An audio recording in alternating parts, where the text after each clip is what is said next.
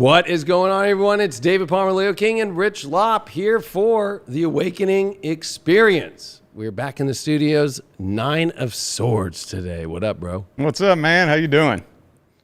I'm awesome. I was gonna say, daddy. I'm a real daddy now. Yeah, you're in the dad club now. I'm in the dad club. I feel it too. Yeah, it's awesome. There's no real words that can explain that feeling. You know, like everybody tries, and I can remember when my ex-wife was pregnant with my first daughter, everybody tried to explain it. And, you know, there's just no words that can explain whenever you're holding it for the first time and you're like, whoa, right. You know? I mean, it's a trip. It's one of those beautiful trips, though. It's one of those things to where I'm like, it's already trippy watching the baby come out, let alone then realizing, oh my gosh, like watching Sophia hold the baby and then, oh, wow, yeah, I'm part of this too. Because you as a guy, I feel like you put everything on making sure your girl's okay and then making sure your baby's okay first. You put yourself last, you know. You're like, it's not about me. Yeah. But then you have that moment where it's like, oh, it's part of me too. Mm-hmm. And so now I'm kind of in that place where I'm like, everything's good. I'm definitely not in a 9 of Swords moment. Yeah, that's what I was going to kind of go into because, like, I don't know, me personally, I was 9 of Swords. Of course, I was 23 years old. Yeah. I was in no position to be a parent, and, you know, my priorities were all fucked up and out of whack. And yeah, it was pretty 9 of Swordsy for me. I was working a minimum wage job, part-time, you know, making like $150 a week, and it was rough. It sucked. So, you know, if I had a choice, I would rather be in your position, bringing a kid into the world. So. I mean, and I think it doesn't, you know, it doesn't matter if it's a kid that you're bringing in, a breakup that you're going to have because you were, you know, there's a lot of things that this card represents, like usually post, right? 8 of Swords, like before it, we covered that, being stuck in a toxic situation in yourself, that you're choosing yourself, that you're not willing to look at.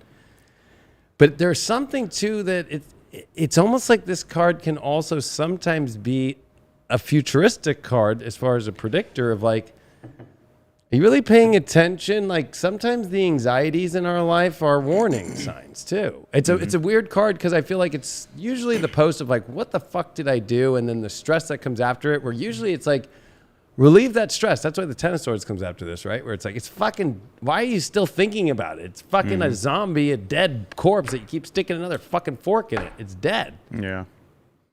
Yeah. I mean, well, to me, it kind of feels like, because like that 8 of Swords is being unwilling to look at the truth, and you just go through your whole life trying to ignore the truth. But the truth will scream louder and louder and louder, and then that's where it gets to the point to where it's like, okay, well, I've been ignoring the truth for too long. Now my body is screaming at me.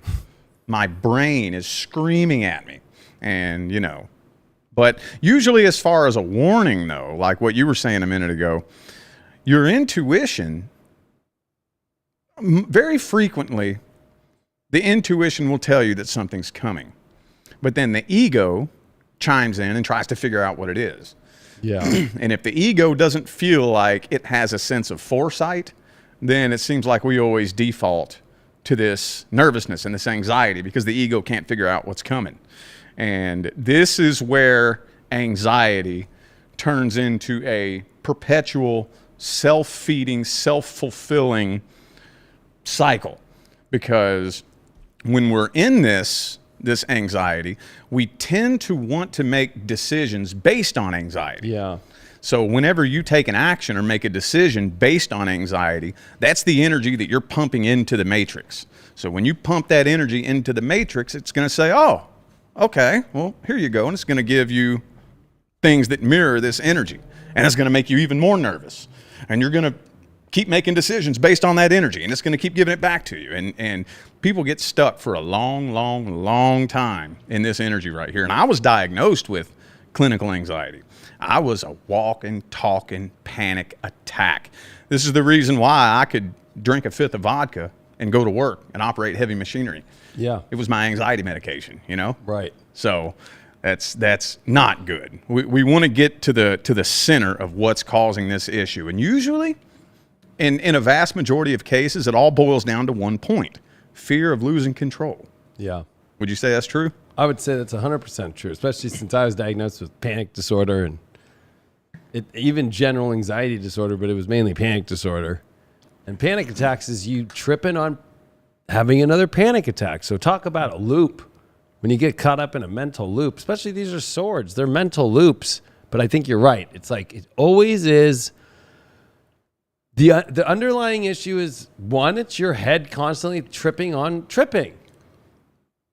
And you can sit in that space for so long, and that's where it just keeps getting worse. I like 9s too because they're completion cards. They're the only way we get to that 10th card. And always that 10th card, no matter where it is, at least it's that platform. But it's like before a platform, we can have a lot of anxiety over things don't look good. Well, that probably means we're about to up level. And it's always an up level that we're the most afraid of. Yet down leveling ourselves, for some reason, as human beings, we just love to fucking just accept the downfall more than the realization of that we're up leveling. Yeah. Even in this card, at least they're waking up and realizing. So it's a good card of where in the 8 of Swords, you don't even realize it. You're willing to go, no, I'm not going to accept this shit. In this one, it's fully accepting it. And I think that's a good thing. I think that the beautiful part of this card is accepting. And I think that's what's the real cause of the anxiety is accepting it, but not wanting to fully accept what you have to do or what it is, and thinking maybe there's something really wrong when really what already transpired that got you there is what was wrong. You're already in a better place by understanding it. Consciousness is everything. And people sometimes forget that it's better to be aware of the fucking crazy shit going down in your life than it is to not be. Yeah. Yeah. Well, I mean, it's fear of the unknown usually because I mean, you brought up a really good point that sometimes we would rather down level because it's relatable. We've been there. It's within our comfort zone. It's familiar because, you know, the lower level, I know what's down there. I can predict it. I've dealt with it before. I know how to function, and we find comfort in familiarity. We find comfort going somewhere that we've been before, no matter how toxic it is. I tell people all the time, and this comes up in readings all the time, you're moving up to a new level. And every time you move to a new level, it's going to be scary. Every time. Because you're going to find yourself in situations unlike any situations you've been in before. You're going to be connecting with people that are unlike people you've connected with before. There's not going to be anything in your comfort zone at all. And it's scary as hell. And you have to be willing to go through that. Yes. And eventually, if you just bear with it from what I've learned and you lean into it, it'll start to subside. And that's when your brain starts rewriting itself and rewiring itself for that new level, you know? Yeah, and we already go to a new level when we get here by just the new level that we're not stuck in what had transpired that gave you the anxiety or the fear or sometimes just in life, bad situations happen, and this is a card that has that emotion. And the best thing about anxiety is when you can let your emotion out and feel it. The worst is when you try to push the emotion away. So the 8 of Swords to me is not pushing the emotion away as much as it's more, I don't even want to look at it. I'll keep accepting the toxic shit because I fucking am too afraid of letting it go. Whereas where I feel like feeling an emotion, I always use this description. Crayons. We have 64, like those Crayola. We like you said, comfort. We like certain colors that we play with crayons, but fucking out of the 64, we don't use all 64. But whenever real shit comes to up level, yeah, it feels uncomfortable using that light gray. You know what I mean? Mixing that with like the ones that we never used. And it's like, those are feelings that we have to start to feel. And so whether it's crying or whether it's letting, you know, sometimes anger's let out by, you know what, I'm going to go run or do something and transmuting the energy. I think that's where the problem is that like you use the example that it was a fifth of vodka. For me, it was like, oh, I'm going to fucking avoid it by staying busy, or I'm going to avoid it by drinking a beer just to get to where I need to go. Yeah.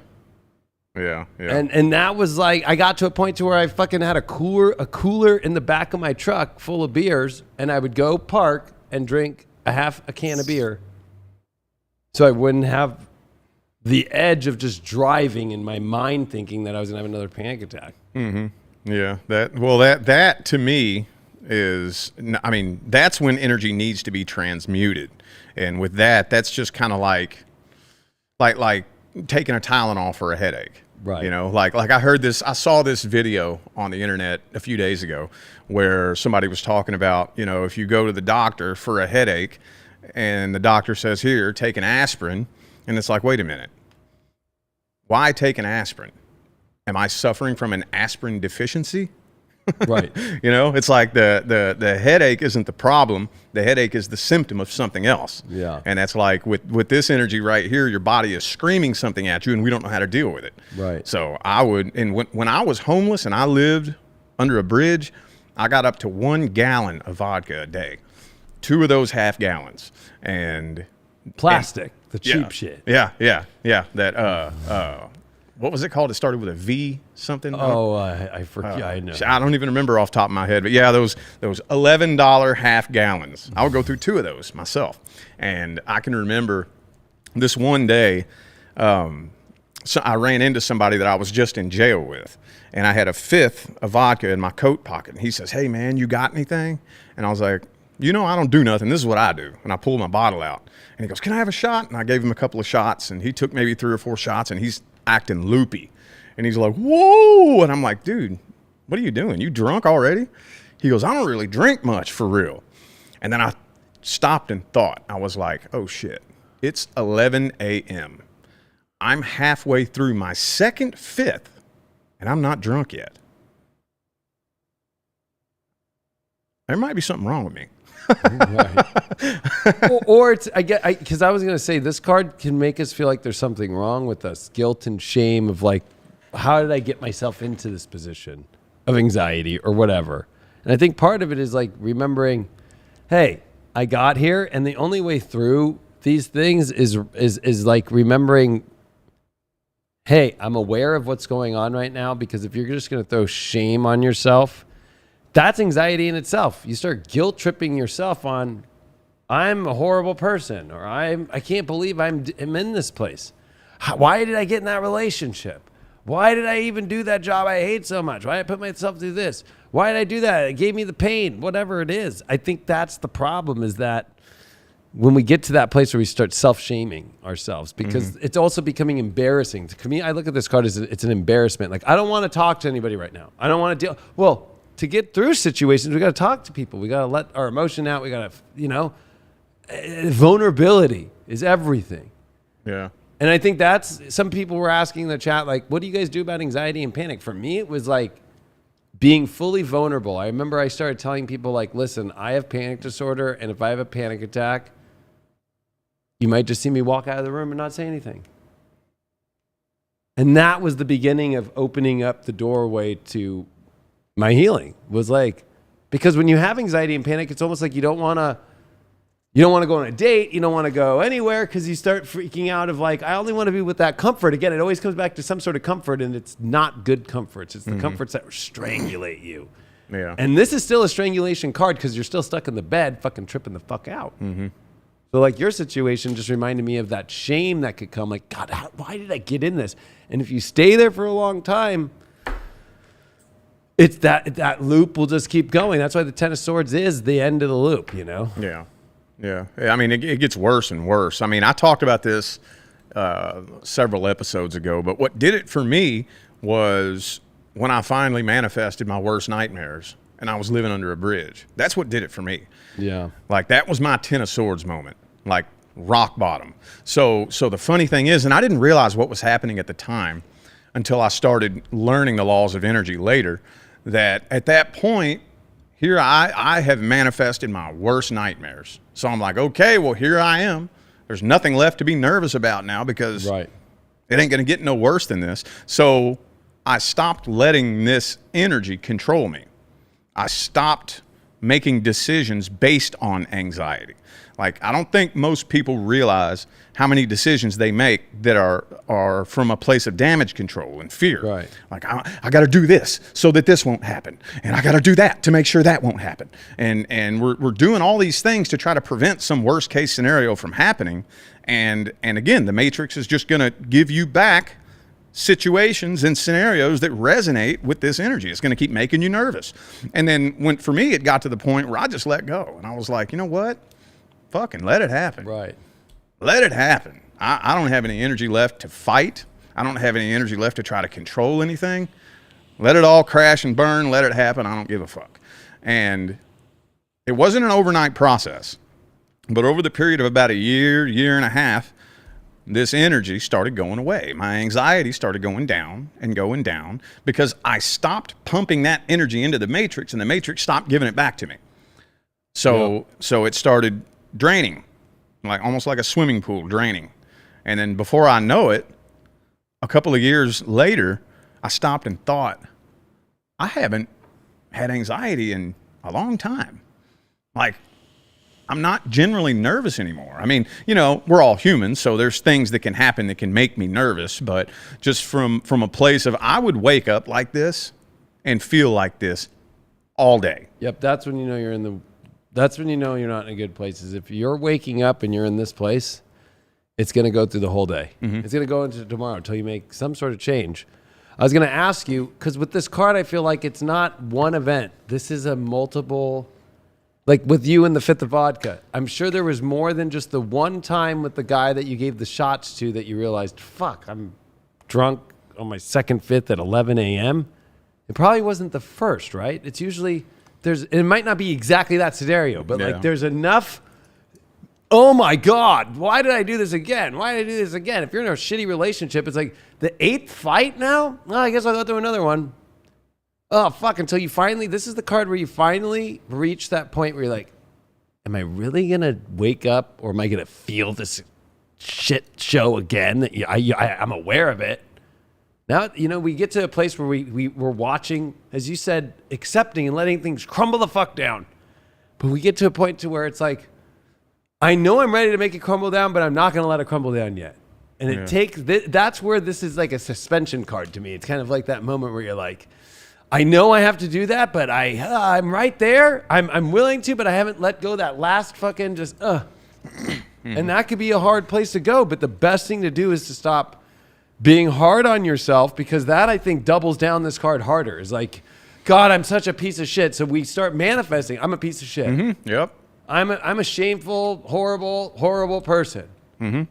And, you know, there's a lot of things in life we have to get over in our cycles, whatever they may be. And you have to look at it as they were all divinely to get you to wherever you're going and where you are now to transmute and to up level. So it's like acceptance, vulnerability is everything in this card to me. It's like, instead of saying, I'm a piece of shit, I want to be done fucking doing whatever the fuck it is. Like if you were O.J. Simpson, I want to be done killing my wife and hiding the, you know, and using the glove, whatever it is, right? Yeah. It's like you gotta be that person that just finally is like gonna accept and not shame yourself over it. And the other thing is the worry. This card, I think a lot of people don't look at it, but that embarrassment, what other people think, that puts you in a worse place because you start separating yourself from society, you start separating yourself from people, friends, all that shit, and that's social anxiety, and that comes with every other form of anxiety. Social anxiety is number one. Yeah. And in saying things like that about yourself, I'm a piece of shit, that will write itself into your brain. And this is where I didn't even realize what I heard. I heard a video back in like 2017 where Dr. Joe Dispenza said that the universe has no choice but to keep handing you evidence that supports what you believe. And the only thing a belief is a thought that you think over and over until it burns itself into your subconscious mind and runs all by itself on autopilot, just like a computer program. Yeah. And when I first heard that, I was like, wait a minute. So you mean to tell me that I don't believe I'm a piece of shit because I have all the evidence to prove it, but I have all the evidence to prove it because I believe I'm a piece of shit? Is that really? Is that what you mean to tell me? Okay, we're going to put this to the test. So I started telling myself, I am successful. And it felt so wrong to say that about myself. It felt so uncomfortable. But I was like, no, we're going to try this shit. We're going to test this out. So I would repeat, I am successful. I am successful. I am successful. I make 6 figures a year. I am successful all day, every day. And then about 8 months later, I remember I was working at the car wash and I was scrubbing a car, and I stopped in the middle of what I was doing and I went, whoa, that thought, I am successful, has been running underneath my conscious awareness all day. and I haven't even thought about it. 6-8 months ago, it made me cringe to think this thought. Now, it's running all by itself on autopilot. And that was in like late 2018. 2019, I made my first 6 figures. Yeah. And I was like, oh shit, I think there might be something to this, you know? Yeah, it reminds me of oil changes. I know it's stupid, but you know, people is, you know, I'll get it done tomorrow. No, I'll get it done in 2 days. No, I'll get, it's been a week now. It's been 2 weeks. It's been a month. The Nine of Swords is so when you just finally go in another way, I'm going to stop this fucking pattern right now. I'm done. I'm done. I'm aware of it. I'm just, you know what? I know that I have all these other things because people make promises. Well, I was supposed to go see my girlfriend. We were supposed to go fucking pull tarot cards and go say that 8-8 is the fucking Lion's Gate. You know, whatever the fuck it is. And fucking go fucking get your oil change. What are the little things that you keep? Oh, no. Oh, it's bugging me. I need to get this done. And then you tell everybody too, like, well, I got to get that done. Yeah, I haven't got that done yet. But then it's like people will be in this place and then be making plans already in the place that they're up leveling to without realizing you're not even on the level yet. You have to just do that last thing that gets you to the level. And it little things like, I'm a piece of shit. Well, you want to be in a success story of your life. You're already living in that. You're manifesting it in your visualizations. You're doing it, but you're still every day saying, I'm a worthless piece of shit. Mm-hmm. That's not going to change anything. Oh, I want to be able to go on a drive with my girlfriends and we're going to go to some big festival and get naked and have sex. Well, still haven't got that oil change, bitch. Yeah, that's a good way to put it. I mean, and I am living proof that is the truth, because that is really what I would say all day, every day. I'm just a worthless piece of shit. Yeah. And I'm not playing victim here, but what caused it was, as a kid, my grandfather would always tell me, you're a worthless piece of shit just like your father. And again, not playing victim here. I'm not. It is what it is. But that's what burned it into my mind. And I had to realize that. I was like, oh, he didn't mean to do that to me. He didn't fucking know. That was just his way of being frustrated with me being a little fucking idiot. I get it, you know.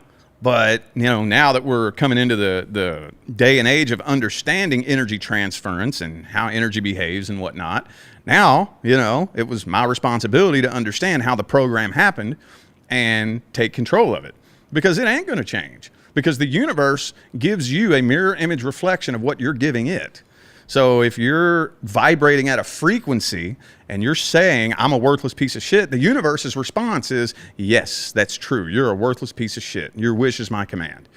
You know, when you take a look at your life, that's a mirror image reflection of the vibrations that you're casting and the things that you're saying about yourself.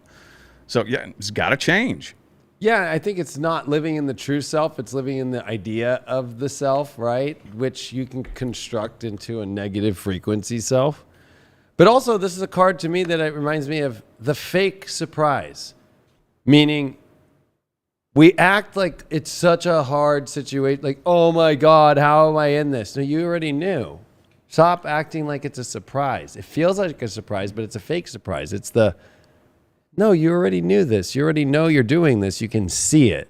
That's why he's awake and he's holding his hands down and he's in bed, because he's reflecting in the pattern. And is it the moment when you're going to transmute that or not? And so is it really a surprise? Like, I feel like this card has that surprise aspect, but it's like the fake surprise. A real surprise is like, I did not see that motherfucking thing coming at all. You know what I mean? Where this is like, no, you knowingly knew an 8 of Swords. You just didn't want to fucking see. You didn't want to see. So is it really a surprise when you don't want to see and then it finally happens? But usually with this card, it's already happened enough for you to see. Like you finally have reached your point to where it's like, the shit stinks. Now that I'm a dad, you know, you were talking earlier out of like kind of like life will happen. It reminds me of the baby screaming. Like, is there something wrong? Is there And, you know, I can understand how right away as a parent, thank God I was reading up on all this shit. Like, you know, are we doing something wrong when the baby's crying? You know, we just changed her diaper. She just fed. No, she wants to just keep feeding. Mm-hmm. There's nothing wrong, right? And it's one of those things in life to where it's like, it's a real surprise that you should be paying attention to. Like, holy shit. But everything in life to me isn't that big of a surprise. You know, it's like when somebody dies, it's like, well, there's always something that you saw. Yeah. Unless it was a car accident. Those are real surprises to me. Yeah. Like those kind of things. But even in those situations, sometimes it's like, well, I had a feeling, and you're getting in the car with that person, and something feels off. You know, there's a fucking hurricane coming through California, and an earthquake happens, and it's like there's always something that's showing us. So I feel like this is the card where we take the surprise and bite it like it's Fauci giving his sermon. I mean, yeah, that kind of goes into the Tower card. The real surprise, correct. Yeah, well, I mean... But it's a feeling that's really going to change shit. Yeah, but to me, though, and like I tell this, too, whenever the Tower card comes out in a reading, that most of the time, like you were saying, I would say if you take a look back at your life, probably 90% of the Tower moments that came, like, you knew it was coming. Yep. You know, you knew it was coming. And we ignore it with that Eight of Swords energy. You know, you see the storm clouds rolling in. You see a storm coming. You feel the wind picking up. Lightning doesn't strike out of the clear blue sunshiny sky. Right, it doesn't. Most of the time, I can take a look back at every Tower moment I've ever been through. Unless you're in Maui and it's a fucking laser that's coming out of the fucking sky. Yeah. Even then. But still, like, you know what I mean? That's the only time you're going to see something crazy. It's fucking in Maui. Like, what the fuck are they doing? Yeah, that's a pretty big surprise. But I mean, with the state of the world and the things that have been going on over the past few years, is it really surprising? That's kind of a yeah. Look at touchy 9/11. subject. If you didn't already get it after 9/11, you really believe Dick Cheney? Oh, and the guy who shot his friend killed him? Yeah. Or 2020, for that matter. I know. It wasn't a surprise to me. Like I said, I knew it was coming. I just didn't know exactly when or exactly how. So, to me, it wasn't really a surprise at all. I was like, so this is how they're going to do it, huh? That ain't going to work. Nobody's going to play that game. And I was wrong. So, I guarantee you right now, the storm clouds are rolling in. There's going to be another one. I'm waiting. I'm ready for the next. Yeah, and right now it's actually pretty fucking cloudy. We're in the eye of the storm right now, you know? But I think it's interesting because this reminds me, this is like the minor arcana version of the Tower to me. It kind of is like that. This could be on another version to look at it as the, oh shit, like how you said. I don't think people are going to fall for it. They fucking fell for it? What the fuck? You know, it's a what the fuck card. But again, you're still seeing it because it's one of those slow things like, people are running for toilet paper. Because I didn't go run for toilet paper. I was like, it's not like humans have been using toilet paper for a long time.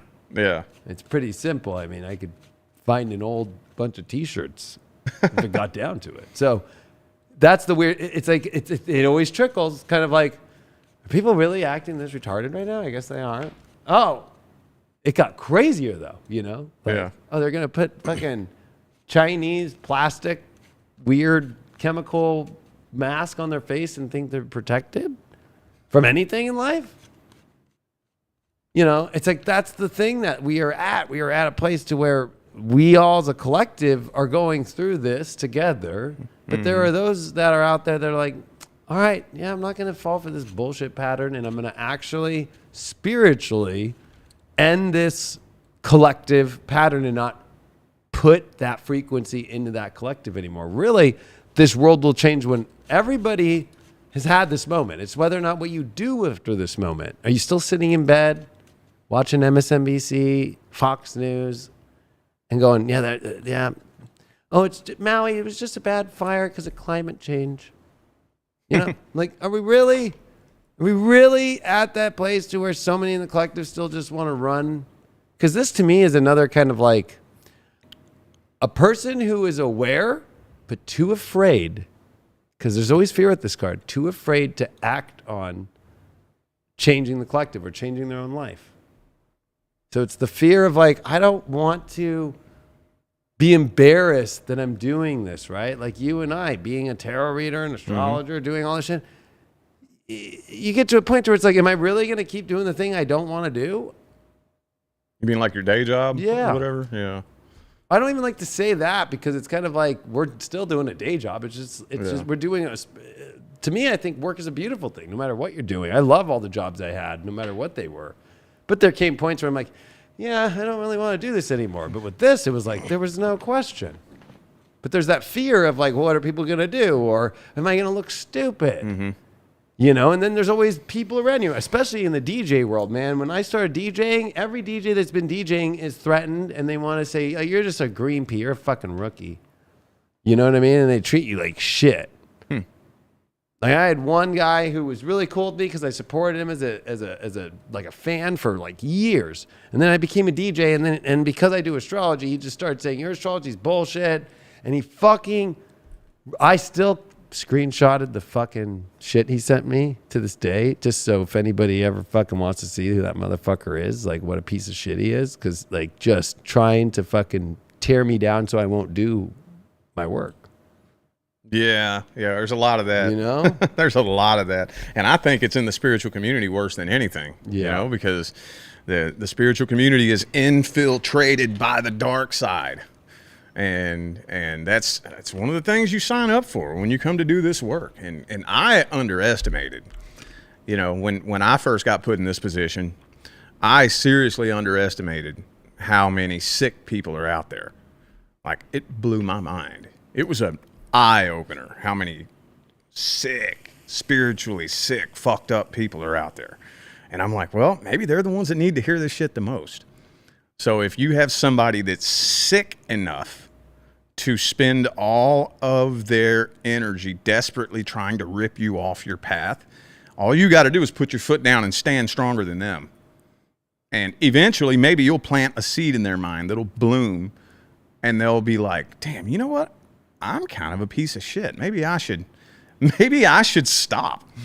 Because, you know, when the people, and it honestly really doesn't matter what you're doing. Anytime you get on any kind of path where you're successful and you're doing good, you're always going to have angry, pissed off haters trying to pull you off your path.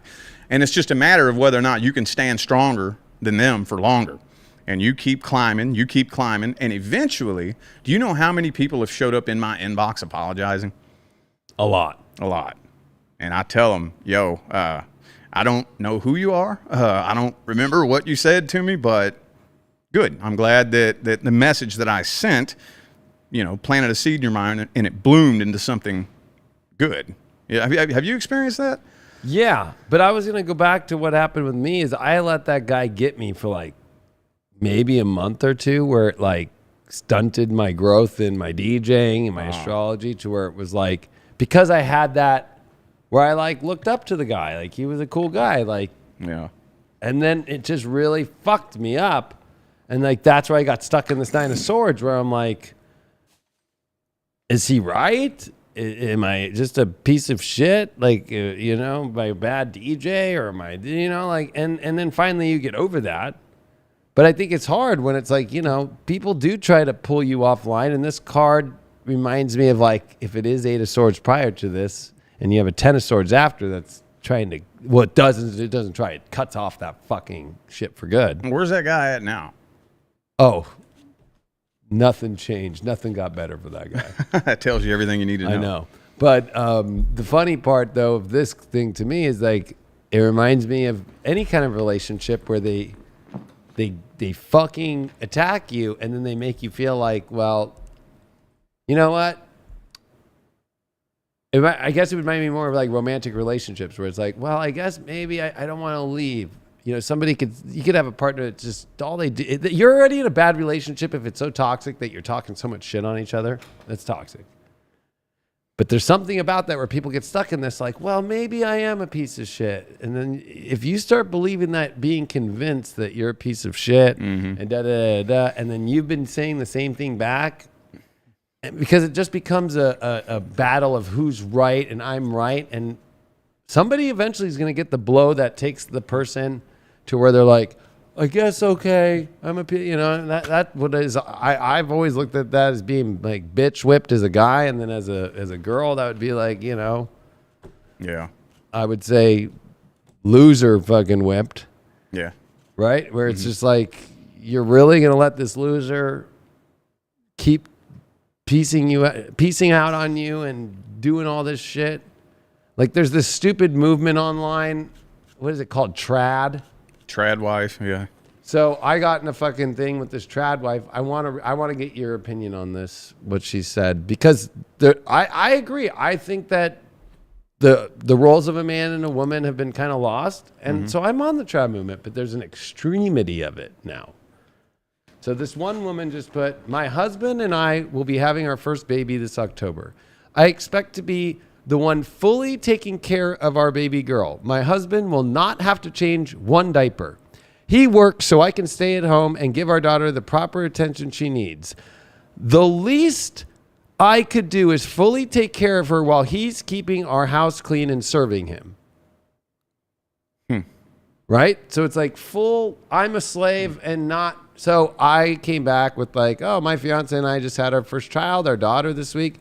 I change diapers while she is up all night and day feeding for the first week to help instill him a man. I work so she can stay at home and be a mother, but also so she can make her life amazing with her own business and goal ideas, while raising a child.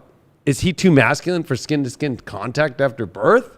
Is he actually not a man if he can't help you and be the man making it happen at the same time? Mm-hmm. So then people got all crazy and said, no, that means you're gay. Right? And I was just like, whoa, okay. But then pretty much 90% of the comments are like, you know, like, what do you mean? I have, one guy was like, I have 5 kids. I've changed their diapers and I have a stay-at-home mom and da-da-da-da. Yeah.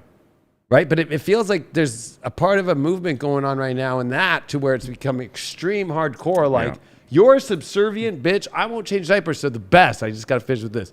She then put a tweet that was, I randomly found this chick in my suggested or whatever post. And it was crazy because she had the craziest post I've ever read. She goes, you should never interrupt a man when he's with his friends. Interrupting a man should be illegal.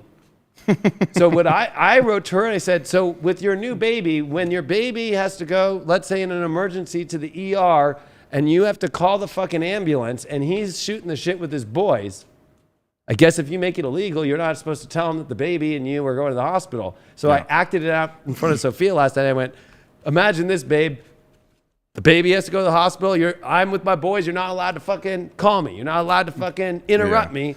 And then I get home, and I'm like, where are you at? Well, bitch is on my fucking watch. So I'm going to just fucking sit here and wait. And then 2 days go by. I guess the bitch don't love me anymore, and I'm going to divorce that bitch. Like, people are... Yeah. I mean, that 9 of swords, dude. Some people can fucking try to own you and push you down when you come out of a vulnerable moment. Yeah. There's always somebody willing to take advantage of people when they're at their lowest. Yeah, as far as that movement goes, I do have a pretty complex opinion on that whole issue. It's complex, It's very layered. Because for the longest time, from the point of probably about 1942, where the first volunteers started coming in, that is when the planet was at the lowest vibrations of 3D that it could possibly get to. And the volunteers started coming in to help raise the frequencies of the planet. During that point, we were under control of the toxic masculine. So now, though, there's this movement to try to balance that back out with the toxic feminine. So it's the toxic masculine, toxic feminine button heads. Yeah. And with the movement that's going on now, the goal is, those of us who are here to awaken the planet, what we're doing is we're trying to awaken and balance out divine masculine and divine feminine. Yes. And those people are desperately trying to pull us back to what it used to be, right, when we're not going that way. Exactly. We're not going in that direction. We're not going back to what... Now, I get it. The intention... But here's where it gets confusing, too, because their intentions are to fight against this matrix that's trying to overthrow everything. So I want to think that these people who are a part of this movement have a good intention. Yeah. Because they see that you know, they're trying to overthrow everything and take over. So I think they're coming from a good place. But no, as far as like, you know, the roles of the man and the woman, like, dude, I'm in a relationship right now where, you know, our roles are very mixed. You hear a lot of those people who are part of that movement, they'll say things like, you know, you cannot be friends with your woman. I'm like, bullshit. Right. Fuck, my wife is my best goddamn friend. Exactly. You know what I mean? That does not make you a beta male if you're friends with your, you know. And, or if you wash one dish. Yeah. Fuck, I wash dishes. I know. We take turns and shit. We do everything as a team. And people are trying to like pull it back to that old way of the man does this and the woman does this. Now, we are awakening and balancing back out divine masculine and divine feminine. And they're trying to pull it back to the old toxic masculine, while the other side is trying to overthrow it with the toxic feminine. And no, we're awakening and balancing it back out. So in a way, yes, a man and a woman can be friends and be a team. Yeah. You know, and it's. Well, I think that's right. Divine masculine, divine feminine is where we all came down here to embody. And that doesn't look like the old way where it's like, no, you're my wench. Yeah. And act like a wench and just do everything. And I'll be out and doing the work, but I'm allowed to do whatever I want. But you better be here. And she has pictures of her, not even a mom yet, already putting pictures up of like, I can't wait to be this mom. And she's it's another woman, by the way, with a baby, not her. Like in an apron, cleaning dishes and being his servant. And then she has all these posts like, you better be, I swear, I think that these people either A, they're fucking beyond fucked up, or they're fucking AI at this point. Like, I'm like, I swear there's even on the other side of the fence too, this other movement trying to destroy the good intentions. But, you know, a lot of people thought Hitler had good intentions, but obviously he didn't, right? So and I'm sure there's people in this trad movement that are doing good things and they're not crazy with it, you know? Yeah. But that's what's hard, though, is I feel like this Nine of Swords is one of those things to where people can feel stuck in, what do I do too, right? The Two of Swords already starts out in the swords with being blindfolded and having those choices that feel like that they're impossible to make. Like with the moon that's above, right? It's like, oh my gosh, like just listen to your intuition, listen to your gut. Like if you think about it too much, but to me, it's like, I can't believe, like, is there a fucking trad book? Like fucking bitch ain't allowed to do this. Yeah. And you're only allowed to do this. And so one guy said it best. He's like, so what if your husband, when the baby comes, he's holding the baby and the baby shits? Because I never thought of it. I've only been a dad for 5 days now. That baby, I'm holding her, fart. It's going to happen eventually. I can feel it a million times. So am I going to be a piece of shit and just be like, here, babe, change the diaper. I'm going to go hang out with my fucking boys because I'm a trad dad. Yeah. Who the fuck is that? Like, if anything, the divine masculine and the divine feminine isn't about roles as much as being there in an equal way to each other to make life beautiful and share it together. Mm-hmm. How the idea that it's one side and then one side, there's no such thing as them coming together. Yeah. That'd be like the water. If you take alchemy, the water and the earth and the air and the fire, just being like, we won't find a way to combine together at all. Mm-hmm. Just keep it separated. You be fucking water and I'll be fucking land, bitch. You know, it's just like, how's that gonna go? Well, that's like I said, that's the way they got it to work back when the planet was at the lowest vibrations of 3D that Earth has ever gotten to. And I mean, if you think about it too, here's the question. Those people, are they happy? That's the question, because I can tell you, I was raised by my grandparents. People back then who played those roles, they weren't happy. No, they weren't. They were not happy. Those were some of the most miserable relationships. When two people back in the day got together when they were 16 and stayed together till death did them part, they were fucking miserable. That's why we're having it's called the silver divorce now, where more people are divorced that are in their 50s and over than younger. Yeah. And I think that's where it's hard, is because this card can also be the worry. I know that a lot of people who watch our podcasts and our shows and our own YouTubes, they're very awake people. And then it's like so hard when we see people who are taking the intentions that we all have as a collective to really push this place to a new frequency and be positive and do this shit. And then you see these people they take it and then they fucking go so crazy with it to where they're actually doing the opposite.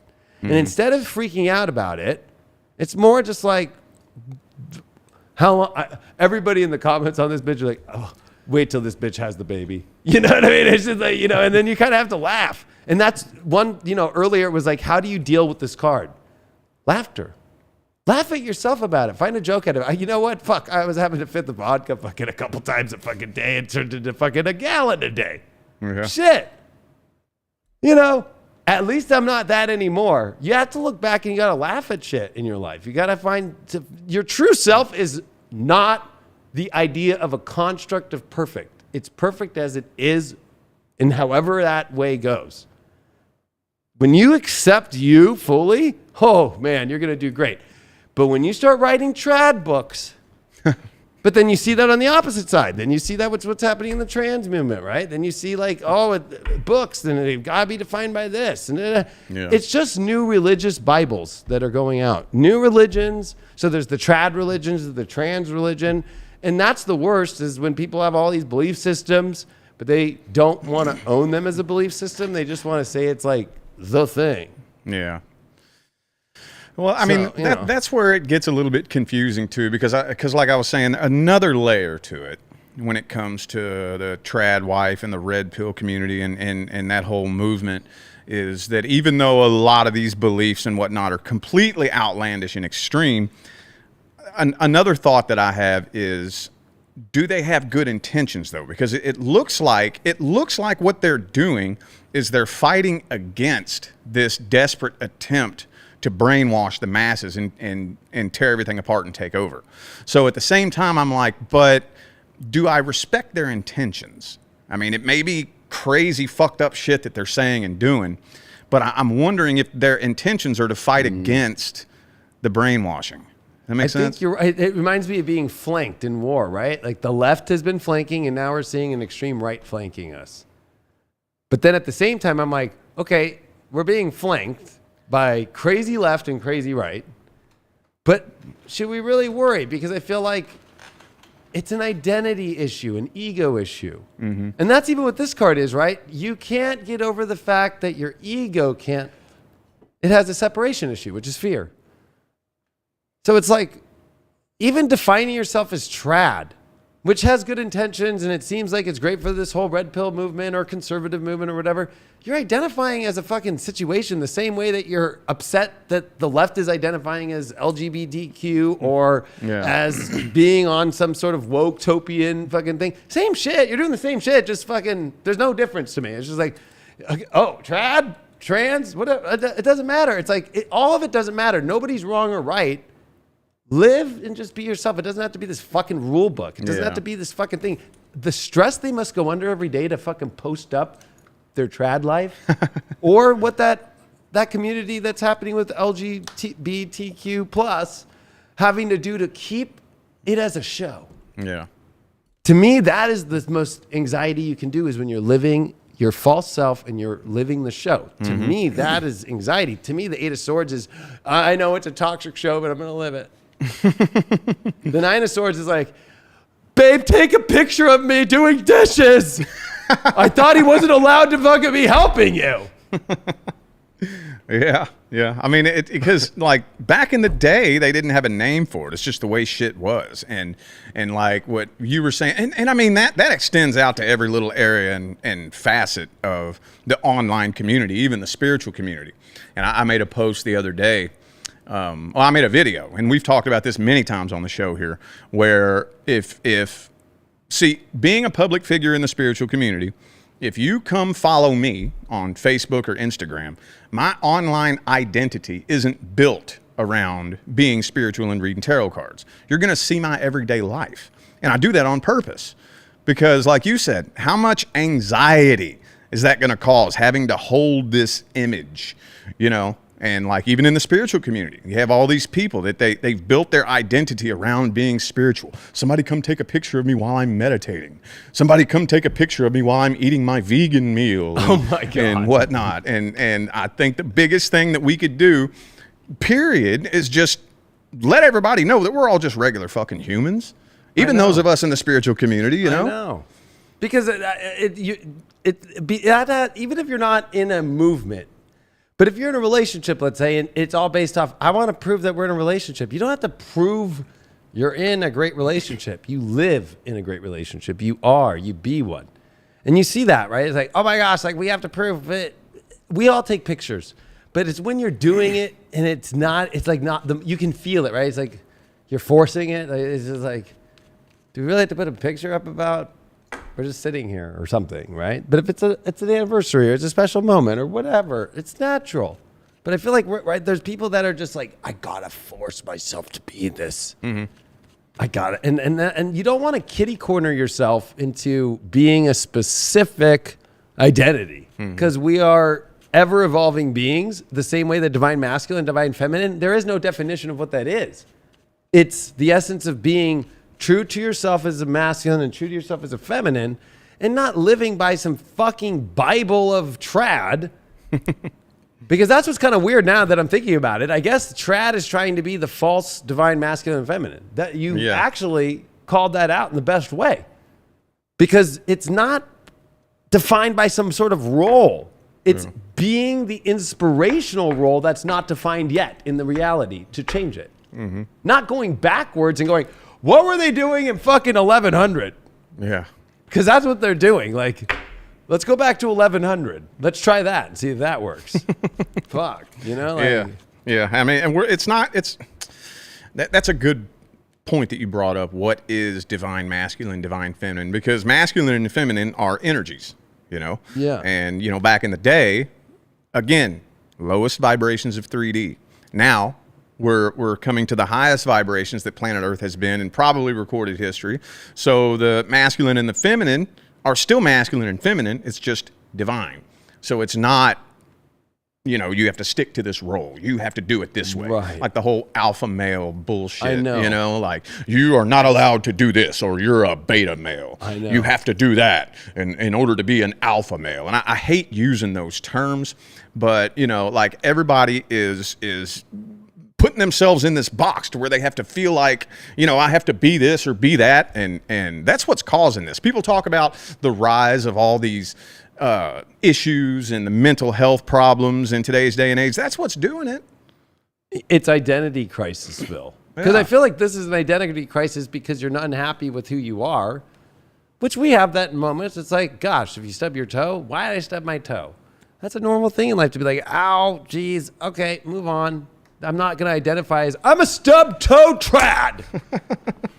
Making my new X account. I think that's the problem, though. You're right. The mental health issue is an identity issue. And I'll throw astrology in here. The North Node's in Aries for the next 18 months, and Chiron's here. North Node and Chiron do not come together a lot. It's about every 2 decades. And so the issue where the healing has to take place is people have to get out of the identities that are not who they are. But a lot of people have found the comfort of the anxiety of an identity.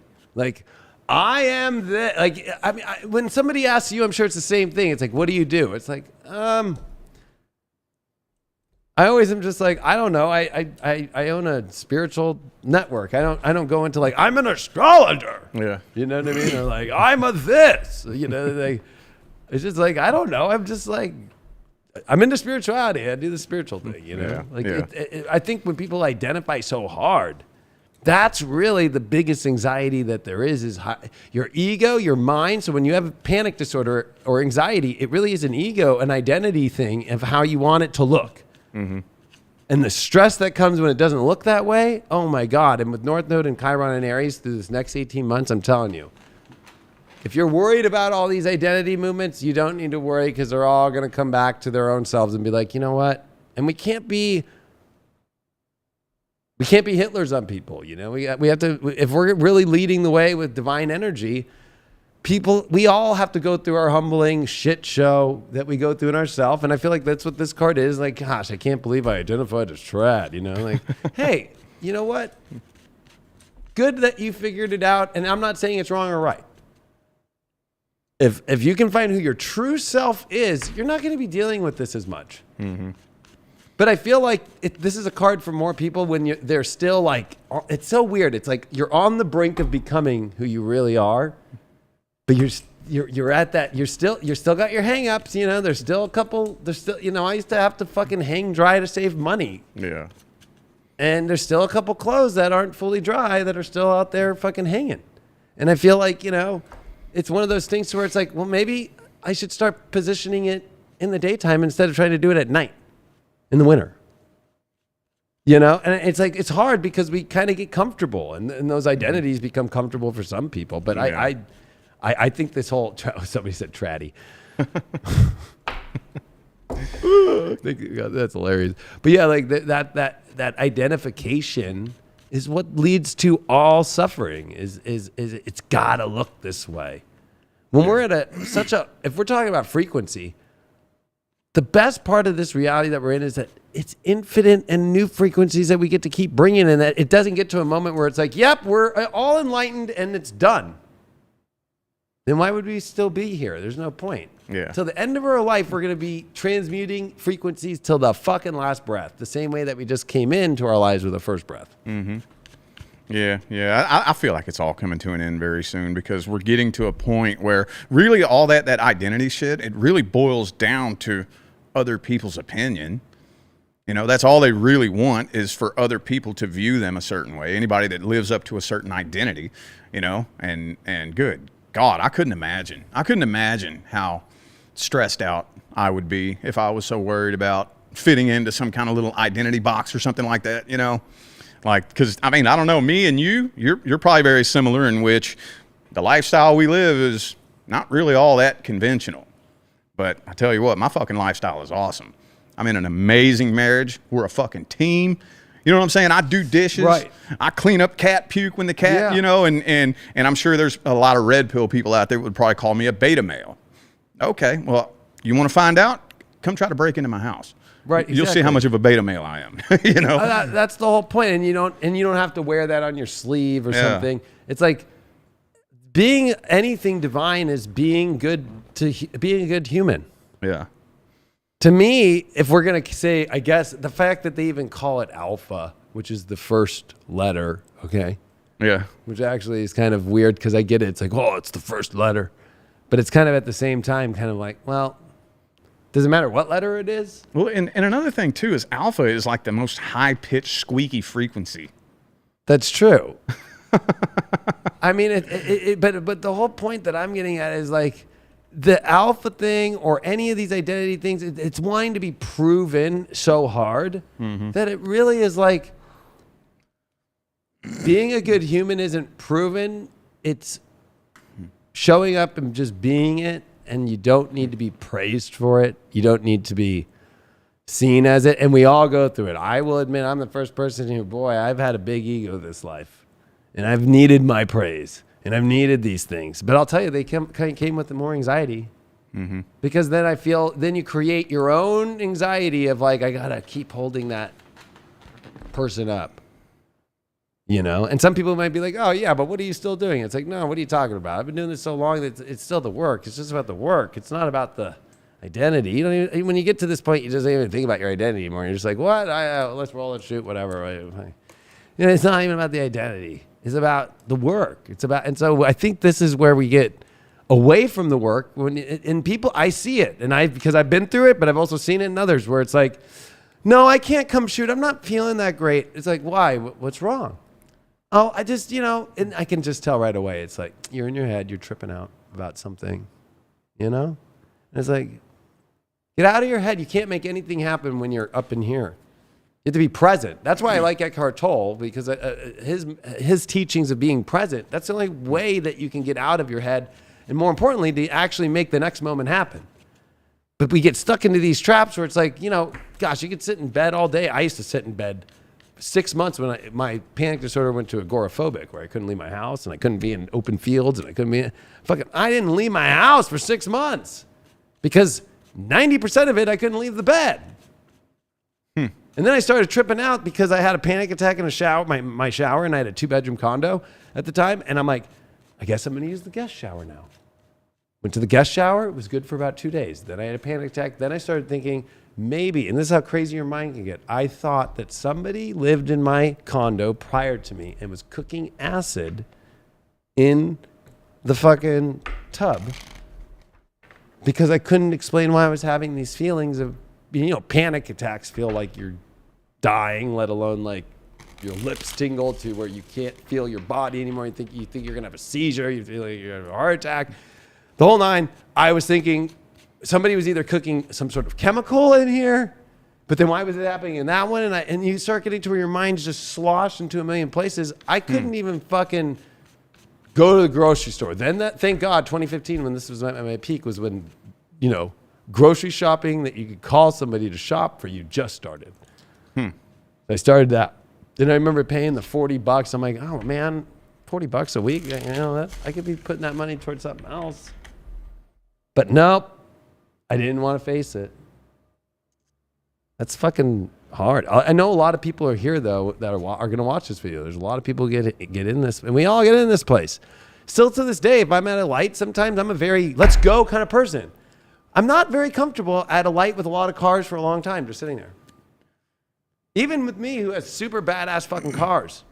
You'd think I'd like the attention of the cars and all that. If anything, I feel everybody being like, "Oh, nice car. Look at that. Oh, shit." Oh, you feel that too? Do you feel like everybody's going to try to race you?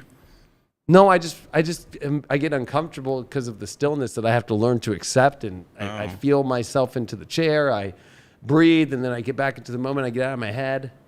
Because there's those reoccurring thoughts that come with anxiety, no matter how much therapy you've been through, medication, all this thing, that it still keeps trying to always come back.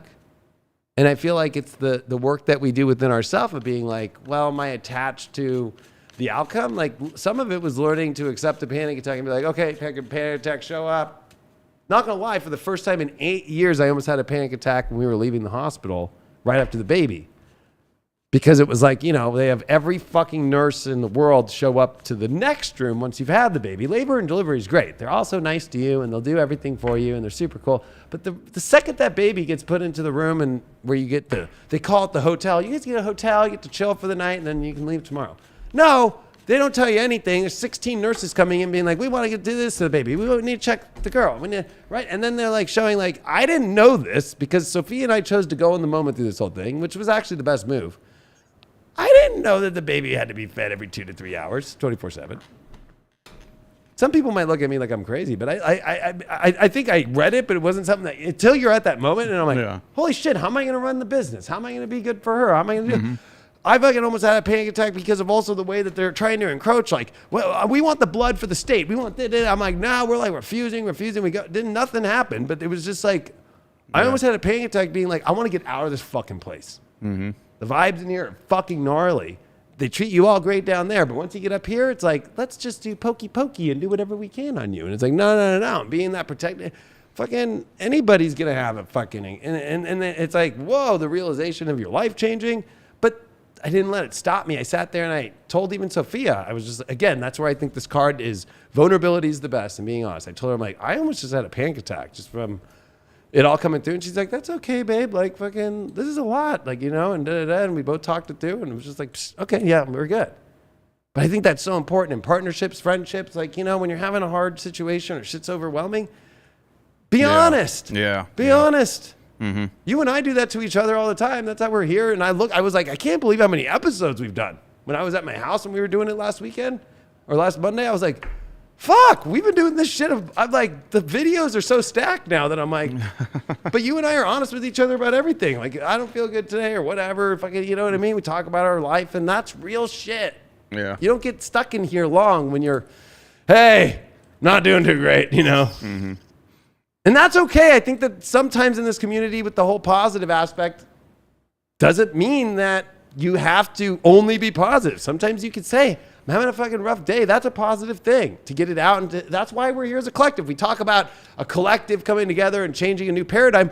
Well, we all got to be there for each other and help each other out. You can't be alone by yourself just tripping out and think that I'm going to fucking the next timeline. Yeah. I've been working on that here lately. Actually, it's my marriage that with my wife is where I've been exercising, being more vulnerable about that. And I didn't realize it until a couple of years ago. We came up with a little code word that I'll tell her whenever I feel this creeping up. And I didn't realize how to myself I would get, where when I started getting real nervous or I'm having a bad day or whatever, I get quiet. I just get real quiet and I go hide and stay away from everybody. And she'll ask me, she'll say the code word, you know, are you feeling this way? And I'll say, yeah. So now whenever I tell her, yo, I'm kind of feeling a little bit funny, she'll say, okay, well, let's go for a walk or something. What can I do for you? And like, she's super supportive, and I'm like, whoa, and it helps. It helps. It helps. So for probably the past year or two now, I've been exercising, like making it known, because I don't know why, but my automatic reflex is to get quiet and go hide and not let anybody know how I'm feeling. Like, it's like the biggest secret. I don't want anybody to know that I'm feeling a certain type of way. So I've been becoming more comfortable seeing the results whenever I'm honest about it. Like, yo, I'm feeling like shit today, not feeling good. And she'll be like, okay, what can we do for you? Let's go for a walk, or let's get out and go do something, or something like that. And so, and especially in the spiritual community, if you're on a path of wanting to grow, evolve, and ascend, you got to be honest about your vibration. You know, that's another thing that goes into letting people know that we're just regular people. Because if you're a human on planet Earth, you're going to dip into a low vibrational state from time to time. Yeah. Catching it and being honest about it is the first step to getting up out of it, you know? I mean, that's how even if you just take the basics of electricity, it's not always just 100% on. There's waves of electricity. There's transformers that go out. There's fucking hurricanes that come. There's whatever. Like, we have to remember as human beings, yes, we're in this super positive vibrational state, but we also dip in and out just like electricity, or the earth itself with the magnetic pole shifts, or the electromagnetic field that goes up and down, or the galactic shifts that are happening, and us coming into the fucking galactic plane, and what really is going on, and all these things. If you really look at it, the truth community has been great because everybody's expressing their feelings. Like, I don't feel like this is normal. And if anything, that's been the comfort to all of us, being like, God, thank God there's 1 million other people on this video that feel the same way, or whatever. That's getting out of this. But when people just sit there and watch and don't say anything or get quiet, like, it's good to be able to express it because you'll see who's really on the same frequency with you. And it's not, I think this is where I'm going to come, where there's a variability with adaptability. That the frequency, when you're with the right partner, especially right friends, they adapt with you. If they're on a high vibration and you're on a low one, they kind of come down to bring you up, equal it out, and then you guys both rise back together. That's what's healthy. Mm-hmm. There's never going to be two people exactly on the same frequency on the every day-to-day life 24/7. Yeah. But the overall understanding of the long-term destined frequency, that's what's the constant. That's what's always there. And always helping each other. And that's divine masculine and feminine to me, is that. There's moments as masculine, because, you know, after watching my fucking fiance have a baby, right? I'm like, dude, if guys had to do this shit, like when we get a cold, we're fucking done. Yeah. It's the end of the world. If I fucking have a sore throat, I'm done. Turn everything off, kill me. Where's the kill switch? Literally, you know, like, we're ready to die over the, like, little women just go through all this shit and fucking and they're just like, yeah, no big deal. And they still call their girlfriends and still do their laundry happily and do their life happily, sick as a dog, fucking this, just had a baby, whatever. And fucking us guys, we don't do that. So when we get, especially men, when we get anxiety or stuff, we do get more quiet. Yeah. Well, and you know, I kind of have a theory behind why that is, why that seems to be that way. If you take a look, like, generally speaking, with the way men and women are conditioned to behave and think, the analogy I'm going to use is your hands. So what happens when you're constantly working with your hands and you're using your hands all the time? The skin gets real tough. Yep. But if you just tie your hands behind your back and never use them your whole life, the muscles are going to get real weak. The skin's going to get real thin. So women are very much encouraged to constantly use their emotions. So they're very emotional, and they can take some emotional shit. So they become very emotionally tough. Men, on the other hand, are kind of conditioned to just bury your emotions and hide them. So that's kind of like, if we're just operating with nothing but our logical mind, our emotions are really sensitive. Yeah. Most men, I think, are much more sensitive than women realize, because they don't use their emotions a lot of times. They hide it and they stuff it away. So the minute something does happen to a man and it pierces through that layer and gets him emotionally, he doesn't know how to handle it because He's not handling his emotions. When women are very emotionally resilient and tough. Does that make sense? It makes complete sense. It reminds me of like, if a guy, and let's say you and your partner, and you're the guy driving, and you're going around this fucking cliff, and it's snowing, and you're in a 4-wheel drive, and it's like, of course the woman's going to be feeling like, this isn't safe. This isn't going to be good. And it's like, in order for us to get out of here, we have to go through this turn. That's a guy. Like, we can push. We feel it too, but we're able to be like, nope, got to activate and go through this thing right now. But then the opposite might be where it's like, there's no need for that right now. And a woman's like, hey, it's okay. You can chill. You can relax. And it's like, no, us guys, what do we do with emotion? We freak out. Oh my God, it's fucking done. We all freak out, men and women, but men, we freak out over like business or what's going to happen with the fucking situation that's happening in life. You know what I mean? When it's more physical aspect stuff and monetary and manifesting and stuff. Well, maybe you and I are just lucky to have partners where it's like, Sophia will look at me and be like, it's going to be okay, babe. Mm-hmm. She'll just look at me and be like, don't worry, it's going to be all right. She doesn't scound me or get on me because like, God, you're freaking out about money or you're freaking out about this or the work or stress or whatever. It's like, nope, it's okay. And then I just fucking, and I tell her you just needed to let it out. It's all good. But then, there's times as guys where it's like, hey, it's okay.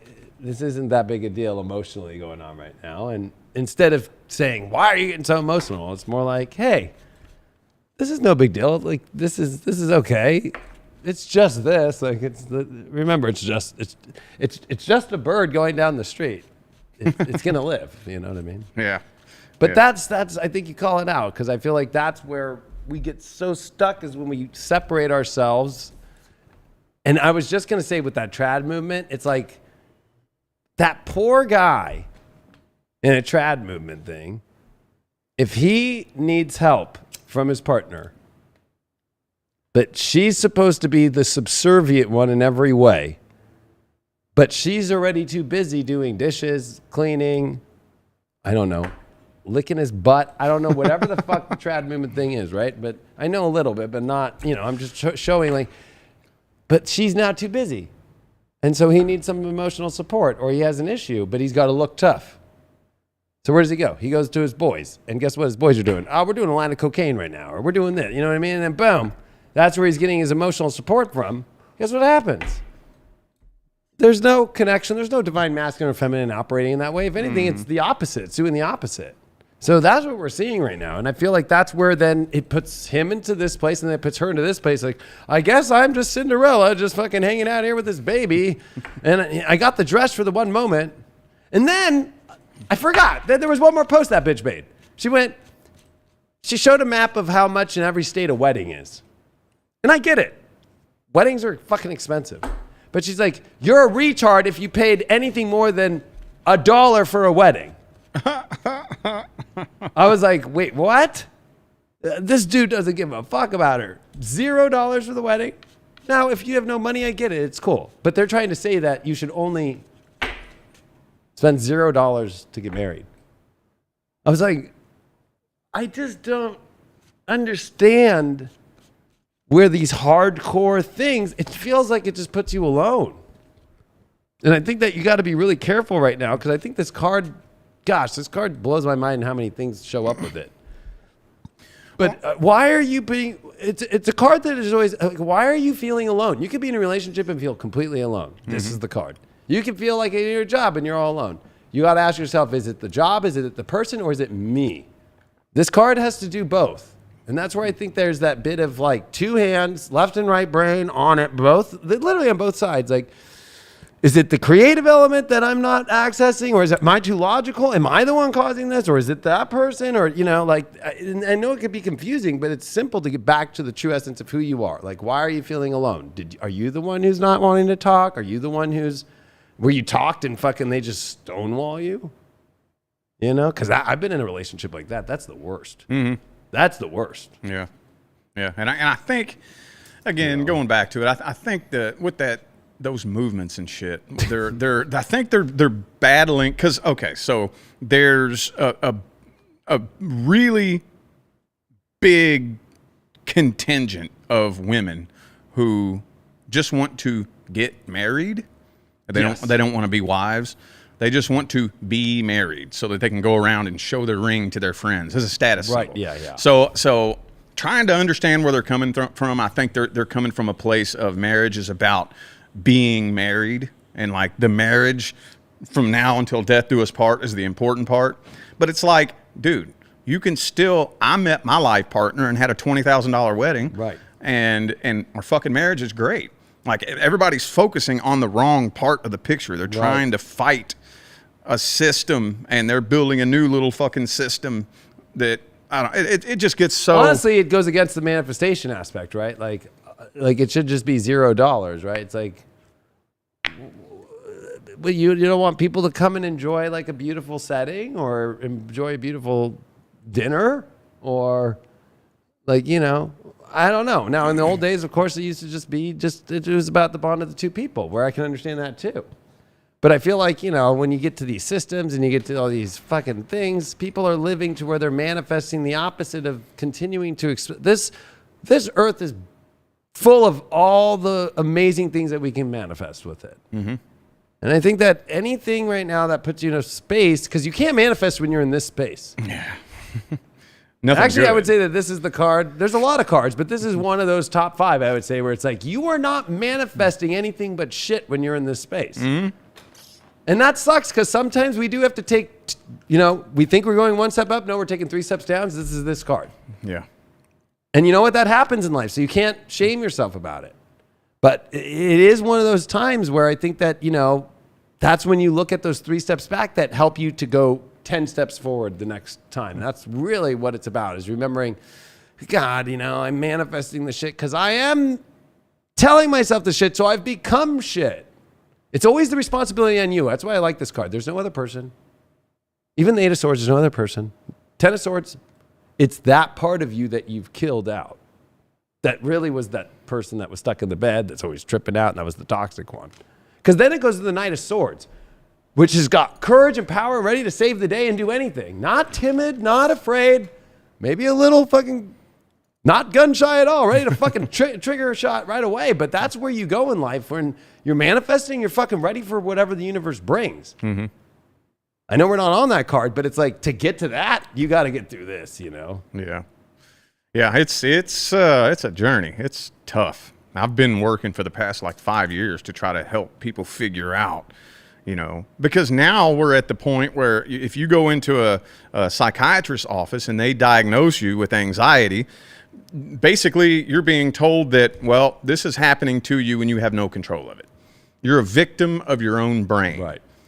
You have no control over what goes on inside your own brain. So I think probably the most dangerous thing is that most of the people stuck in this energy, they genuinely believe that there is no hope and no way out of it without some kind of medication or some kind of drug or alcohol. And I can relate, because I can remember when I didn't believe that there was any hope up out of that. And the sad thing is if you believe that there's no hope, guess what? There's not. Right. And a real psychiatrist and psychologist is going to be like, well, maybe medicine can help, but there's still all this work that we got to do, because the medicine's a way to help you get through the situation in order to talk about it, to get to it and get to a place. For me, that was me. That's what helped me. I had never been on meds in my life, never taken them, but I had done tons of drugs and alcohol. Like fucking, you know, that it was like, oh shit, I could actually like face it. Because if you go through anxiety, guess what? Especially panic disorder, you're going to have to go back to the places you went. We've talked about that before, but it's like, sometimes that's where some of that helps. And again, this card, I mean, Jordan Peterson says it best, because he's at least got all the research and data. If somebody gets to depression, now I'm lucky, I'm opposite. I'm hyperthymic, so I don't ever go into depressive states. But if most people do, and then when they go to depression and they get down that hole so far, the data shows that sometimes the only thing to get them up is to fucking at least boost them with some sort of serotonin lifter or something to get them at least out to be able to start fucking figuring their life out. Mm-hmm. So it's one of those weird things in life to where it's like, don't judge what you're doing if it's coming from at least a positive space where there's people who know what they're doing and have figured shit out. Because that's the other problem in this community. It's like, well, if you're spiritual, you can't fucking take a medication ever, right? Or you can't do this. And so I think that's where this card can be. Then you can become, but I'm getting help. Like people couldn't believe when they found out I've been on Klonopin I've been on it 8 years. But when I first got on it for like 2 years, and I didn't tell people. I was just like going through my therapies and all that shit. And they were like, you channeled that all and you were on Klonopin? I'm like, yeah. Like, because I feel normal. But again, that's where astrology comes in, where it's like, well, look at my third house, bitch. All these planets in the third house and Gemini North Node. So yeah, my chart says that my brain's gnarly and overactive, right? And that's where astrology comes in really good, where it's like, yeah, okay. Or I could see somebody who has a really, really slow brain that, and some people don't have anxiety. Some people do the opposite, where they feel more and they're more in a emotional place, But whatever it is, this card is where, to get out, there's always a positive way, and it's always what we fear the most. This is what I really want to say, because it was what I feared the most, which in my case was therapy and medication, because I was in the spiritual community, and they all said, do not do it. And they said it so much to me that I fucking suffered for years. I suffered for years until I finally did, and then look at me now, bitches. You know what I mean? Yeah. For 8 years. Like, you know what I mean? Like all those people who told me no. And then if I look at them now, God, they look like that girl that just died that's vegan on TikTok. And I'm not making fun of her because she's dead. I'm just saying, like, it's sad because she just chose to suffer because I can't get out of this vegan thing. I just have to stay on that only. And so, she had an eating disorder because of it.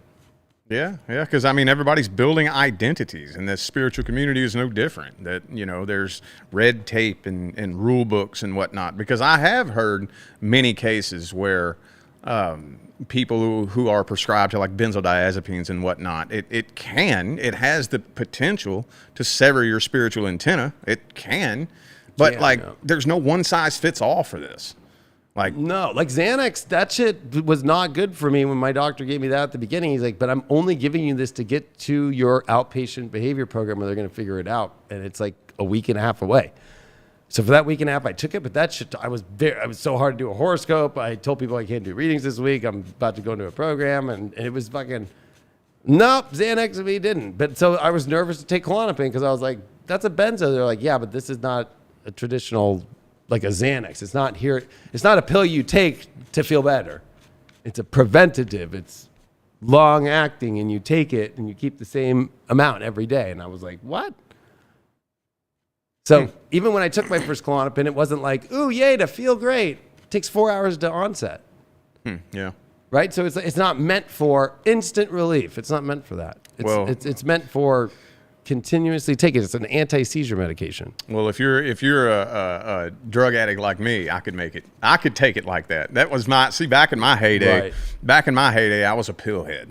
Because, back when I was a teenager in my late teens, early 20s, it was all the pharmaceuticals on the streets. And my favorite drug, my drug of choice was benzo. Because I'll never forget. See, I lived this way my whole life and didn't even realize it. I didn't even realize it. But I was just always, the first time I took a Xanax, I was like, oh my God. This is the first time I felt relief from this feeling my whole life. I didn't know that this feeling could go away. I was addicted from that point. Benzos were my drug of choice. And if I could take enough Klonopin, I could take probably, 6-8 milligrams at a time. Damn. See, I'm only on 1.5 a day. Yeah. 3.5s a day for 8 years. I never had to change my dose. I would take 8 to 10 milligrams at a time. And with Xanax too. I would eat bars every day. I fucked around with Xanax when I was like in my 20s, and smoking weed, but I just wasn't into downers. I was into uppers. So if you got meth around me, or you got fucking coke around me, or ecstasy or acid, that was me. So that was like, that downers just weren't my thing. Even alcohol wasn't my thing. But that's what's weird is it was reminding me your Virgo rising, your Virgo moon. Yeah. Xanax would definitely be for a Virgo, anybody with strong Virgo, like, oh, thank God. I don't have to stress anymore and think over. My mind is not fucking.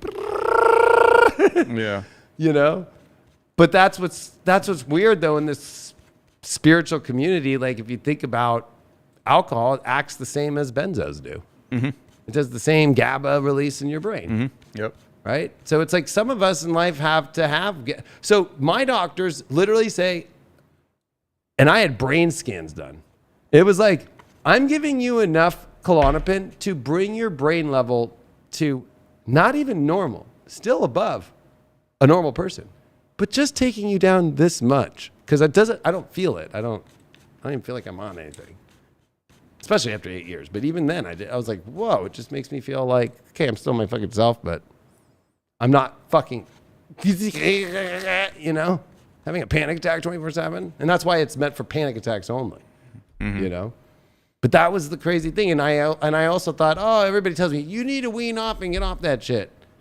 All the studies show that 96% of people in my position just take it the rest of their life and they live a great life. They live in, it's one of the oldest medications, so it's been around. But yeah, I could see, because trust me, it's one of those medications where I don't tell people I have it on me or anybody, because if anybody is one of those freaks, oh boy, they would die to find my fucking monthly. Yeah. You know? And it's just like, and that's what's hard, because this could be a place where, gosh, when I was an addict, boy, you feel great going to bed. You wake up sometimes, and I used to be one of those people where I was like a everyday drug user, where I had no problem with it. But then there's those times where it's like, okay, it's been fucking 50 days. I maybe slept like an hour, and then there's been many days missed, and you know, there's an hour here, an hour there, and you just finally have that crash. Yeah. But that spiritually is also like a wake up, or you're in that really bad relationship and it's really toxic, and gosh, you guys got drunk at the bar and fucking and screamed home and thought you were gonna have sex tonight. Nope, getting in a fight. You know what I mean? And then the makeup sex the next day or whatever. We've all been through that shit. It's when you finally are gonna wake up and not ride your bicycle to that fucking apartment. When you live on the beach. Yeah. I think one of the things that I've noticed, like most real volunteer light workers, I think, come in here with a higher vibration. And like, if you come in and your essence is vibrating really high and your body is not, it's going to cause some 100%. shit. Yeah. And when it all is like, you know, oh, high vibration. Do you even know what high vibration means? Imagine getting in your car, turning the engine on and stomping the pedal to the floor. Right. When it's in park. That's what it feels like.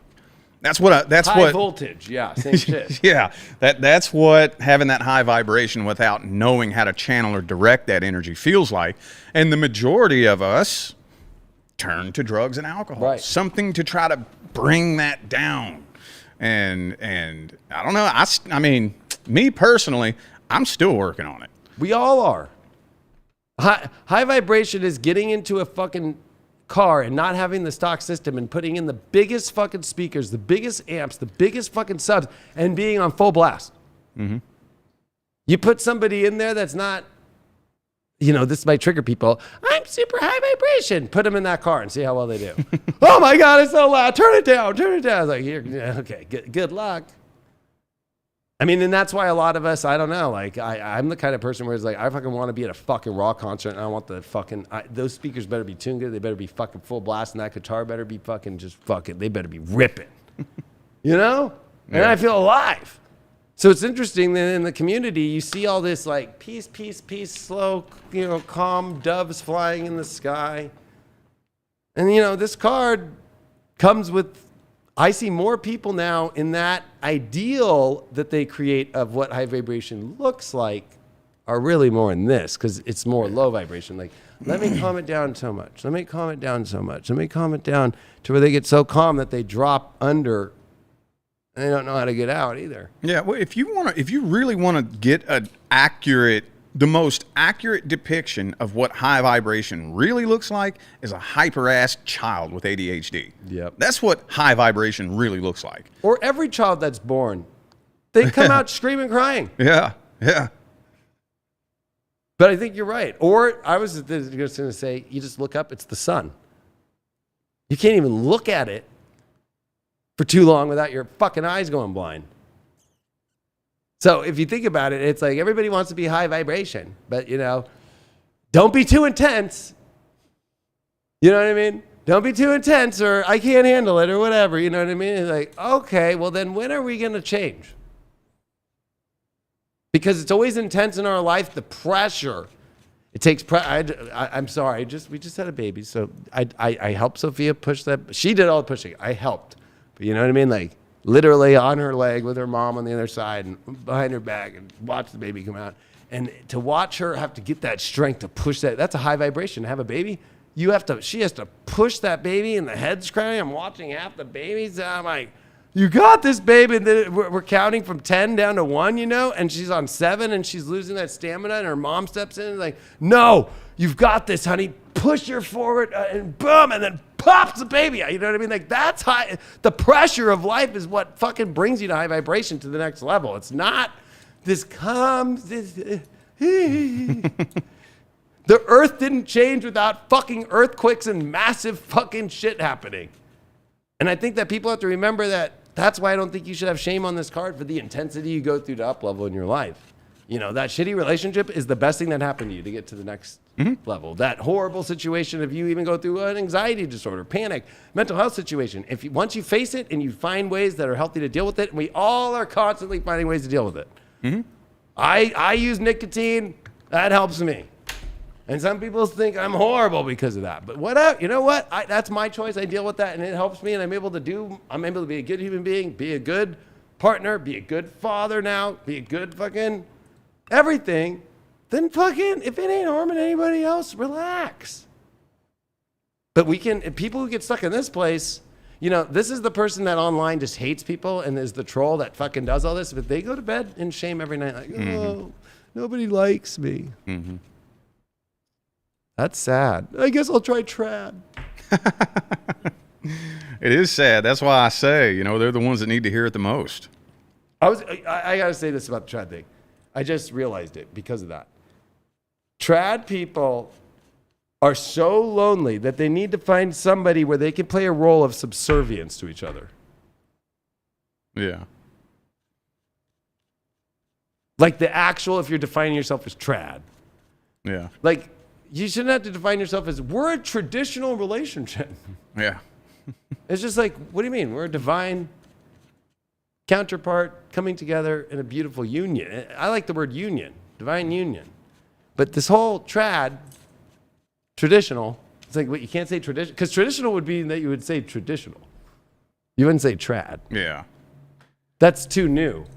If you went back, if you and I were to go fucking back into time and we're going to go into fucking the past and we're going to go take a fucking time warp machine and we started saying, oh yeah, I'm trad, I'm traditional. They would be like, what's trad? Yeah. Yeah. That's where you know what? Anything that's really demented right now is pretty easy to see. Like you're taking the word traditional and making it trad. The one word that's about holding tradition, you wouldn't change. The tradition would not be to change tradition. Well, I wonder if they're happy, though. That's the thing. Because, like, all these little movements, you know, red pill and the trad people and the LGBTQ and the this and the that. Like, if that's what you want to do, why can't you just do it and shut up? Why do you have to shove it down everybody's throat? Like, what's the point of that? I think it's because they're just addicted to drama and they just want to fight and they just want to be a part of something. They just want to have their name out there. They just want to get attention. They just want to piss people off. And that would be like me, because when I'm on TV shows in the past, they would be like, so you're an astrologist, which that's not the actual term. It's astrologer. It's always been astrologer. But I never went, call me an astrologer. Yeah. I'd always be like that. Or some people call me charlatan. You know, like I would always make it a joke, like, you know, whatever. It's like, I don't care. You want to call me an astrologist? You want to call me a fucking psychic? You want to call me a fucking, do you read palms? You know what I mean? Even though, yeah, I got an X in my fucking lifeline, my heartline. You can see that X right there. Fucking. But, you know, it's like one of those things where it's like, you know, I don't know. People trip too much. That's what this is. This is the card of tripping.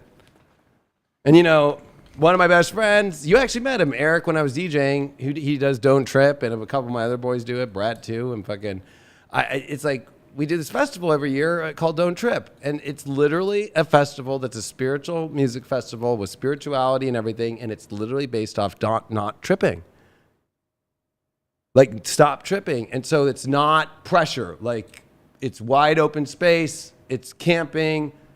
There's no rush. There's no security guards being like, get out of the woods. Like, go as far as you want, anywhere you want to go. And so what we've noticed is on the dance floor, there's no anxiety because there's nobody bringing anxiety in, because there's no like people in yellow vests telling you like, be in here and force you to listen to this. If you want to sit out in the middle of the fucking woods by yourself for fucking 10 hours, no problem. You can do whatever you want.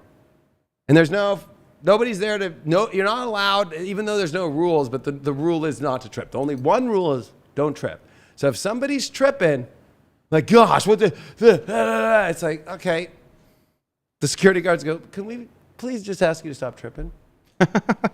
That's the only rule. Like, it's kind of it's an amazing, it's the best experience ever. I know a ton of people here on High Vibe. They come, hundreds of people come a year when we do it. And fucking, it's so beautiful because to me, it's like in life, why do we trip? I think it's a good way to end the show is like, why do we trip when everything's going so good? The trip comes harder. The next level, the trip comes harder. We always up level with money, career, relationships. Me being a father, I've been just using the, why am I going to trip? My dad was a dad. 8 billion people here. They all had parents that did it. Like, why do we trip? That's my question to you. Like, why do we trip on the upswing in our life? We trip more on the upswing than we do on the downswing. Well, like I said, it goes back to familiarity.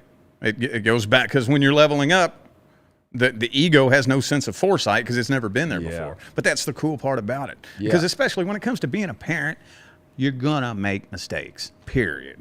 That's one thing that gets on my nerves so bad is you don't get judged for anything like you do being a parent. But it's like the people doing the judging, you ain't going to get me to believe you ain't never made a mistake. Right. Being a parent, we're all fucking regular ass humans.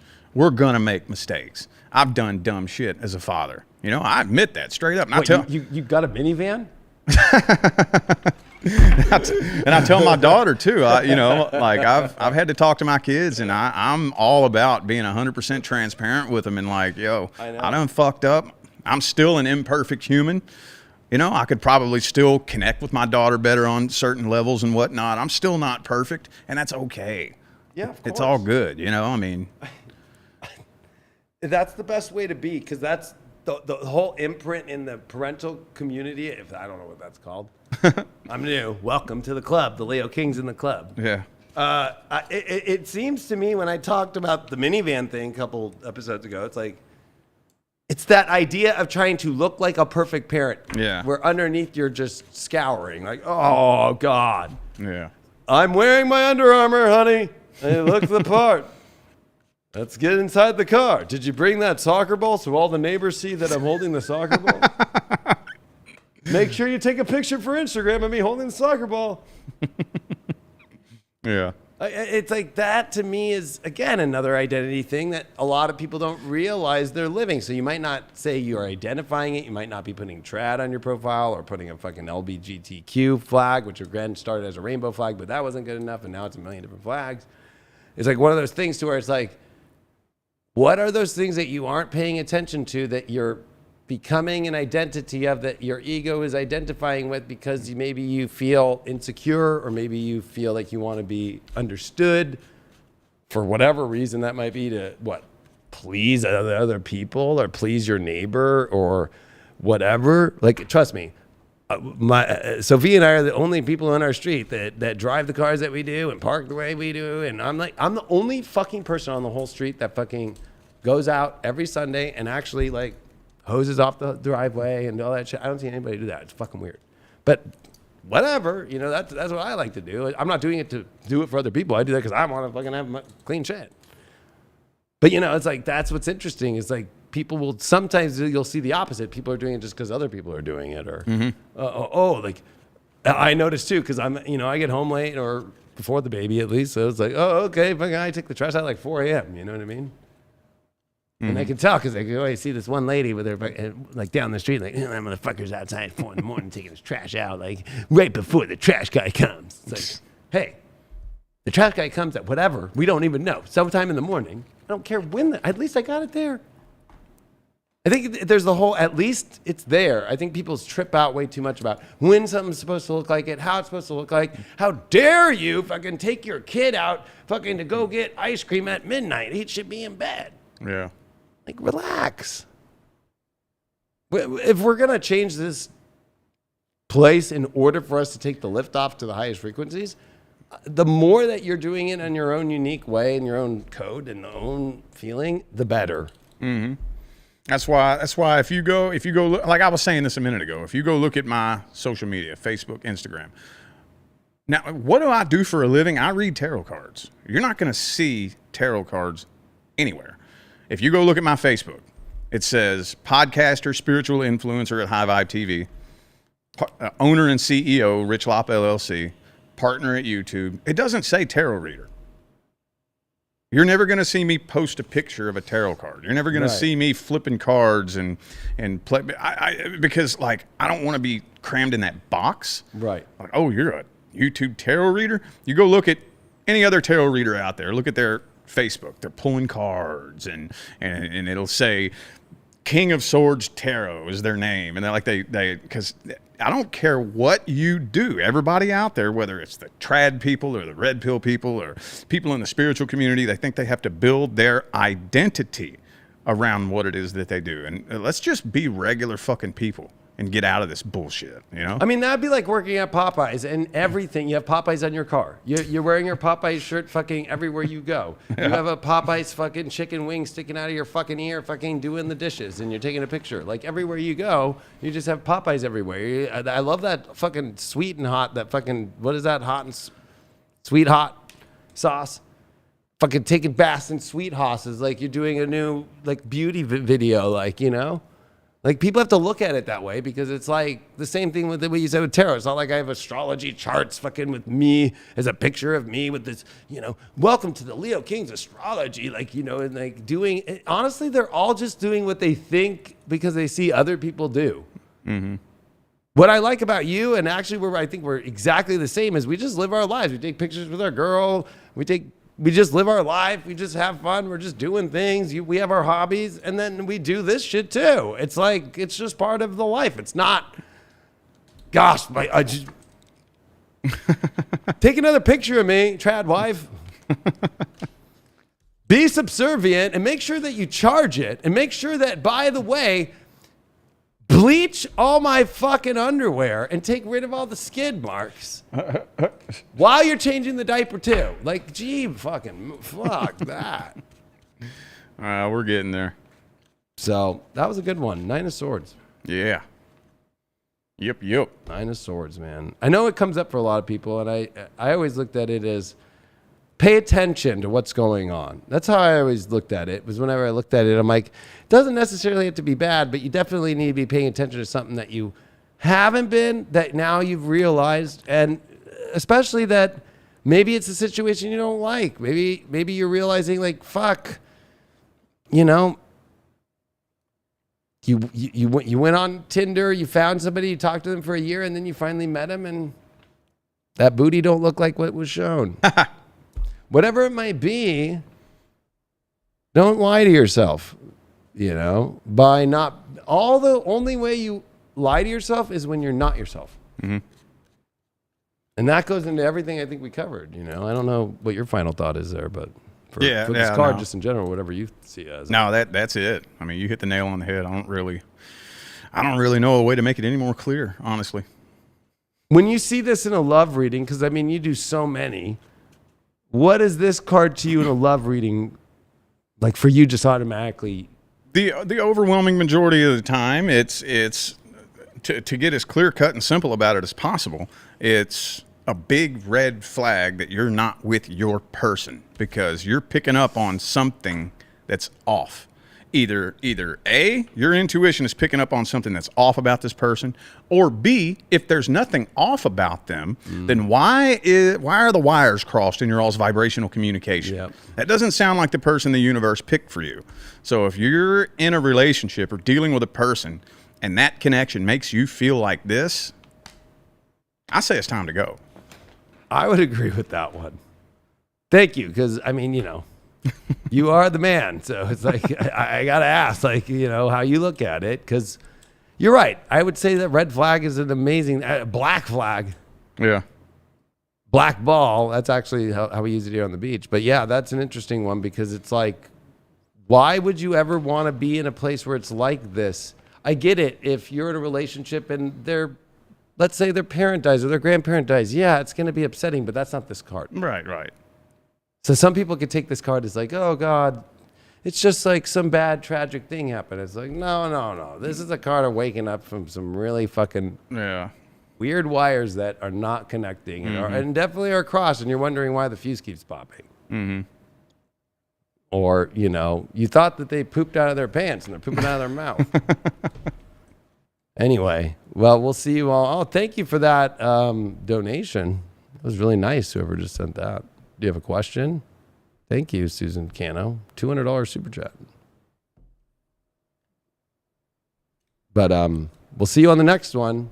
Find us on our Facebook, The Awakening Experience. It's blown up like crazy. I know that a lot of you are on here on YouTube, but Facebook seems to be what has been for you and for me, both in our lives, been the best social media platform ever. Mm-hmm. Yep. So, and we have a lot of cool stuff. Now that the baby Aurora's here, I can be back doing work again. So, boom, a lot gonna be coming out. Thanks for dealing with me for the last month and a half. Absolutely. All right. Peace.